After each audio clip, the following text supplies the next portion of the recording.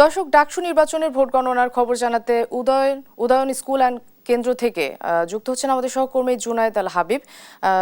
জুনায়েদ, গণনা শেষ হতে কতক্ষণ লাগতে পারে? কেমন হলো সারাদিনের ভোট গ্রহণ?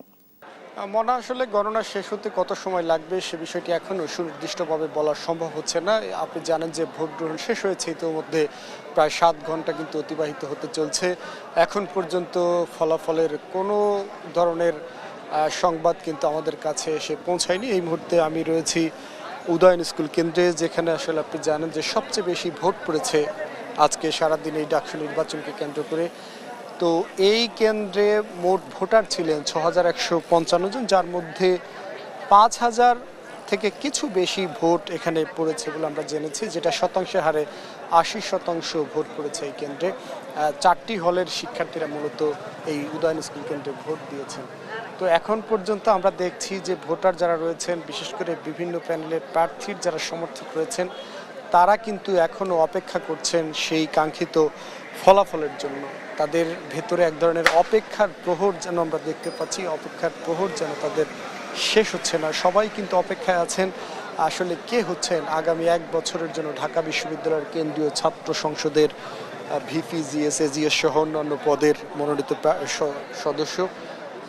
এছাড়া হল সংসদেও যারা নির্বাচন করেছেন তারাও কিন্তু অপেক্ষা করছেন আসলে কারা নির্বাচিত হতে যাচ্ছেন। তো এই ফলাফল দেরি হওয়ার আসলে একটি অন্যতম কারণ যেটা আমরা জানতে পেরেছি, সেটা হচ্ছে যে এবছর সবচেয়ে বেশি প্রার্থী কিন্তু এবছর প্রতিদ্বন্দ্বিতা করছেন এই ডাকসু নির্বাচনে, যার কারণে শিক্ষার্থীদের আসলে অনেকগুলো ভোট এখানে প্রদান করতে হয়েছে, যার কারণে সেই প্রার্থীদের ভোটগুলো আলাদা করতে গিয়ে, অর্থাৎ ভোট কাউন্ট করার পূর্বেই বেশ খানিকটা সময় কিন্তু চলে গিয়েছে। এরপরে যখন প্রত্যেকটা প্রার্থীর আলাদা আলাদা ব্যালট করা সম্ভব হয়েছে, তারপরে কিন্তু মেশিনের মাধ্যমে মূলত ভোট গণনা শুরু হয়েছে। এখন পর্যন্ত যে 8টি কেন্দ্র রয়েছে এই ঢাকা বিশ্ববিদ্যালয়ের ডাকসু নির্বাচনে, কোনো কেন্দ্রের ফলাফলই কিন্তু এখন পর্যন্ত আমরা পাইনি।